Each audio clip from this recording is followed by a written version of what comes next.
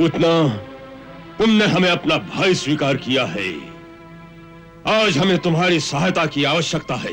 आप आज्ञा दें। तो इसी समय गोकुल में जाओ और वहां नंद के घर में एक नवजात बालक है। आकाशवाणी के अनुसार जिसने मेरा काल होना है, ये वही बालक है जिसके लिए मैंने देवकी को इतने वर्ष तक कारागार में रखा।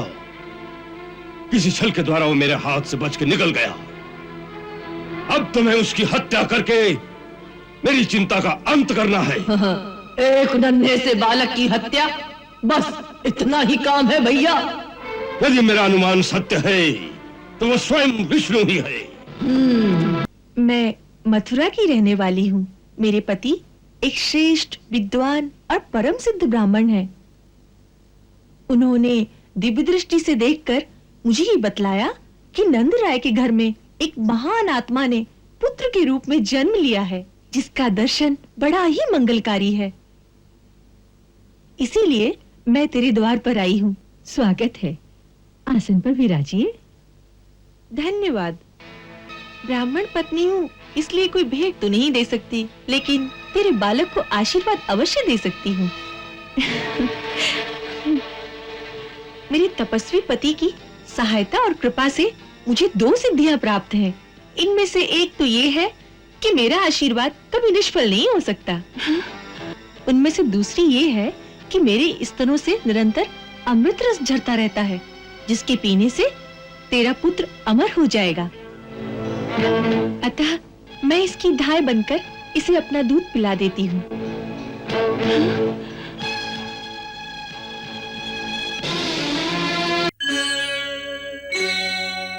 नंद के घर में यह पुत्र उसी रात को हुआ जिस रात कारागार में देवकी के गर्भ से एक कन्या ने जन्म लिया था। जिस नंद के यहाँ संतान होने की कोई आशा ही नहीं थी, उसी रात को उस नंद के घर में एक पुत्र का जन्म होता है। चाणूर, हमें पूरा विश्वास है ये वही बालक है जिसने देवकी के अष्टम गर्भ से जन्म लिया। चाणूर, तुम और किसी बालक की ओर ध्यान ही मत दो। यही जिसे लोग नंद का पुत्र समझते हैं, ये वही है जिसकी हमें प्रतीक्षा थी। महाराज, यदि ये सत्य है कि ये देवकी की 8वीं संतान है, तो फिर चिंता किस बात की? अब उस अकेले बालक से निपटना कोई बड़ी बात नहीं। आप हम में से जिसे आज्ञा देंगे, ये काम वही कर देगा। नहीं चाणूर, नहीं। तुम में से कोई भी वहां गया तो गोकुल वालों को सशंकित कर सकता है। हमारे विचार में तो इस समय केवल एक ही है जिसके द्वारा यह कार्य आसानी से हो सकता है।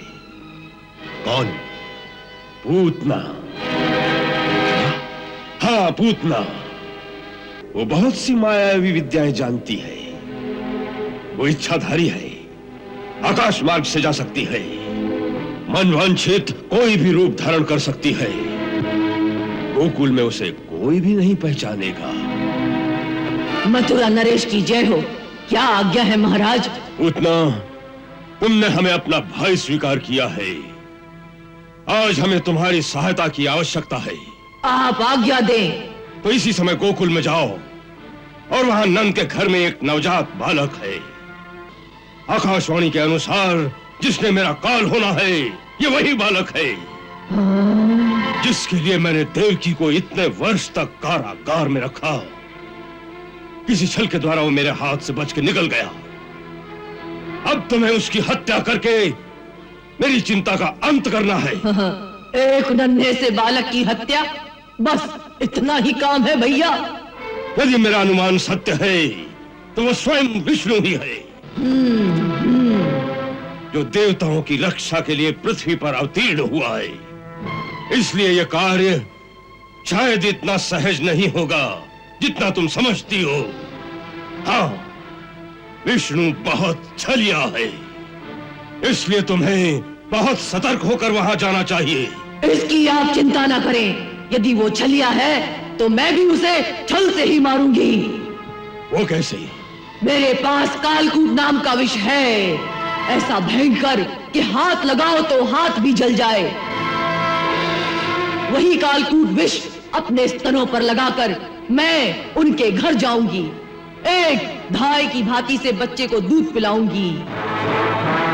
2 घूंट पीते ही उसकी समस्त नाड़ियां विष की भयंकर ज्वाला से फट जाएंगी। उत्तम, अति उत्तम।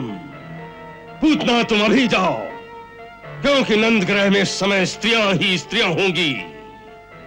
पुरुष तो गोधूली के समय ही घरों में आएंगे। अच्छी बात है, मुझे आज्ञा दीजिए। जाओ और विजयी होकर आना।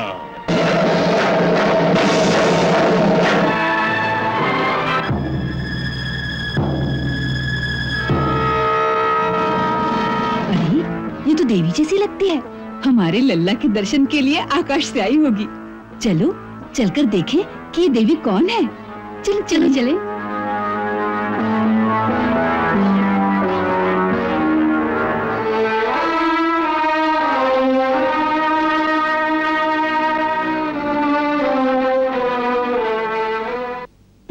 देवी, आप कौन हैं? कहां से पधारी हैं? और यहाँ आने का क्या प्रयोजन है? मैं आपकी क्या सेवा कर सकती हूँ?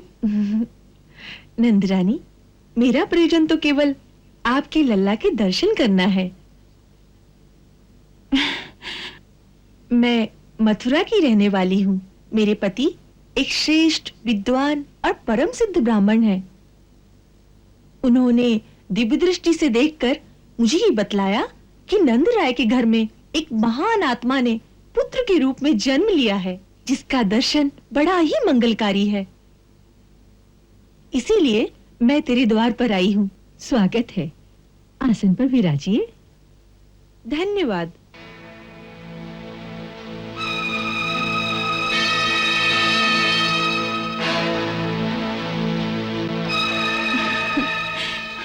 ब्राह्मण पत्नी हूँ, इसलिए कोई भेंट तो नहीं दे सकती, लेकिन तेरे बालक को आशीर्वाद अवश्य दे सकती हूँ।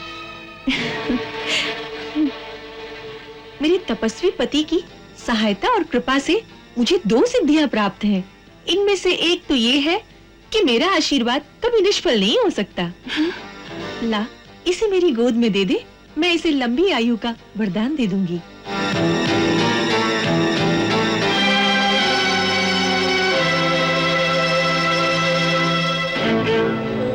ह्रीं क्लीं चामुंडा विच्चे नमः।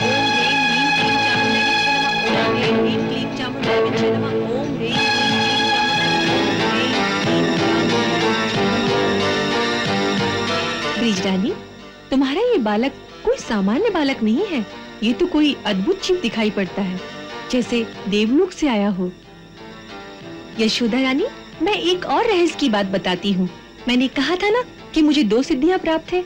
उनमें से दूसरी ये है कि मेरे स्तनों से निरंतर अमृत रस झरता रहता है, जिसके पीने से तेरा पुत्र अमर हो जाएगा।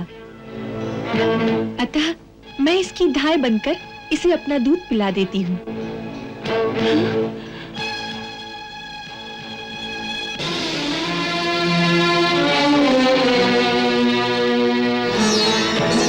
विष भरा दूध पिला रही प्रभु को बालक जान, दुग्ध पान में पी लिए प्रभु ने उसके प्राण।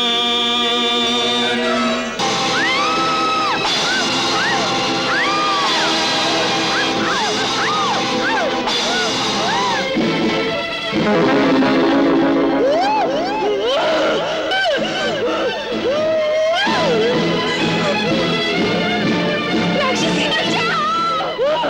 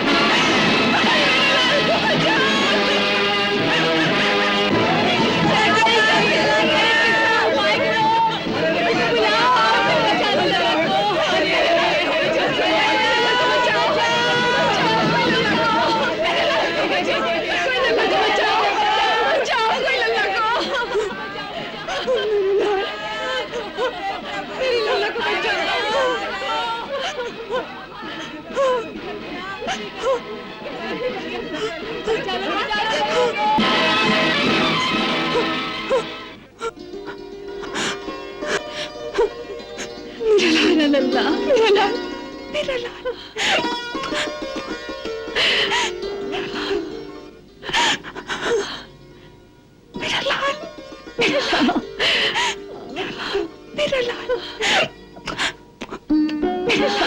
सब ठीक हो गया यशोदा, सब ठीक हो गया। अरे यशोदा, होश में आओ। होश में आओ यशोदा, होश में आओ। काकी, यशोदा, यशोदा, उठो, तुम्हारा पुत्र बुला रहा है। बेटी, उठो बेटी। देखो तुम्हारा पुत्र तुम्हें बुला रहा है। यशोदा, देखो तुम्हारा लल्ला बुला रहा है। उठो यशोदा।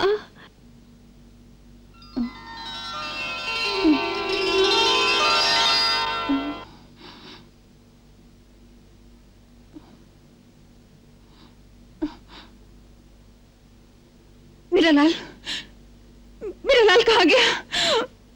वो राक्षसी मेरा लाल ले गई। मेरा लाल। यशोदा, होश में आओ। मुझे लाल के पास जाना है। तुम्हारा लल्ला यही है। देखो तुम्हारा लल्ला। मेरा लाल, मेरा लाल।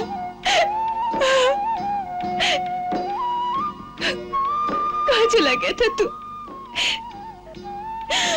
कहाँ चला गया था? तुझे चोट तो नहीं आई ना? कहाँ चला गया था? मेरे लाल, तुझे कुछ हुआ तो नहीं ना? चोट तो नहीं आई ना मेरे लाल? कुछ हुआ तो नहीं ना?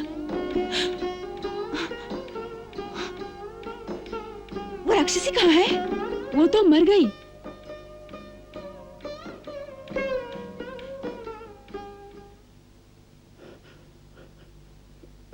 काकी, काकी, ये जो गांव में मैंने सुना, क्या वो सब सच है? बिल्कुल सत्य है। सर्वप्रथम अपने पुत्र के हाथों बहुत सा दान कराओ। नंदराय जी, कोई बड़ा ग्रह टल गया है। फिर कुल गुरु शांडिल्य से कहकर कोई विशेष पूजा कराओ। ऐसी विकराल राक्षसी के हाथों बच जाना कोई दैवी चमत्कार ही है। अवश्य, अवश्य ये गुरुदेव का आशीर्वाद ही है। लल्ला तो ठीक है ना? हाँ नंदराय जी, बिल्कुल सुरक्षित है, पूर्णतया स्वस्थ। लगता है थक गया है, अभी सो जाएगा।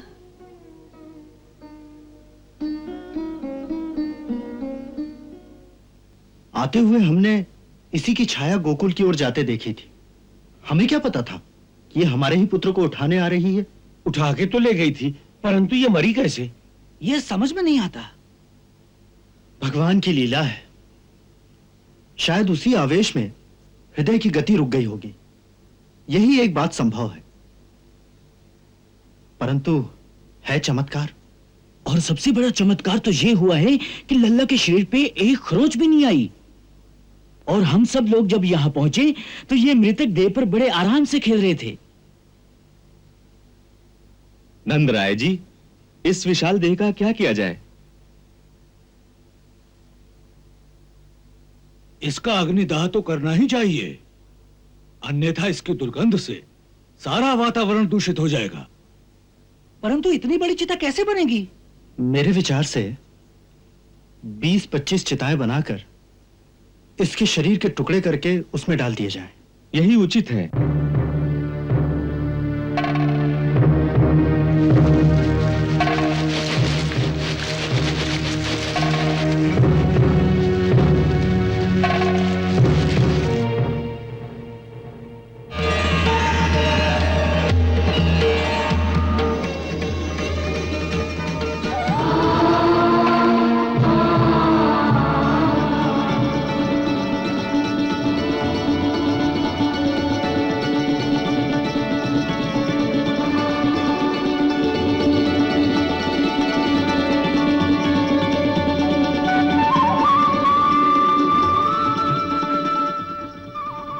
क्या हुआ नाथ?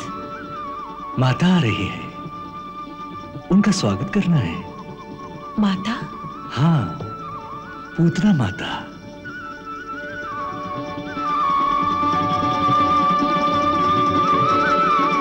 मुझे दूध पिलाकर उन्होंने मातृपद प्राप्त कर लिया है।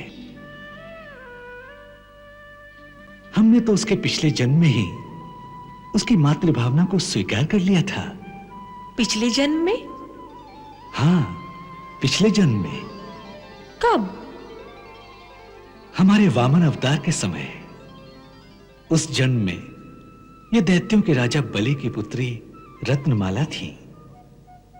जब हम वामन के रूप में उनकी यक्षशाला में पधारे तो उन्हें हमारा रूप अति प्रिय लगा और मातृत्व की भावना जगी। उन्होंने इच्छा की, इसे देखकर जी चाहता है इसे पुत्र की भांति हृदय से लगाकर अपना स्तन पान कराऊं। हमने उस बालिका के हृदय में एक सुंदर कोमल भावना को देखकर मनी मन उस प्रस्ताव को स्वीकार कर लिया और कहा, तथास्तु। और जब हमने बलि से प्रतिज्ञा करा के अपना त्रिविक्रम रूप धारण किया और उसका सब कुछ छीन लिया तो रत्नमाला को हम पर बहुत क्रोध आया और उसके मन में दूसरा शत्रुता का भाव उठा। यदि ऐसा छलिया मेरा पुत्र हो तो उसे मैं दूध में मिलाकर विष दे दूंगी। हमने उसकी वो इच्छा भी स्वीकार कर ली। सो इस जन्म में एक साथ उसकी दोनों इच्छाएं पूरी हो गई। हमें विष भी दे दिया और अपना दूध भी पिला दिया। परंतु उसने आपको ऐसा भयंकर विष दिया, आपको उसका कोई रोष नहीं?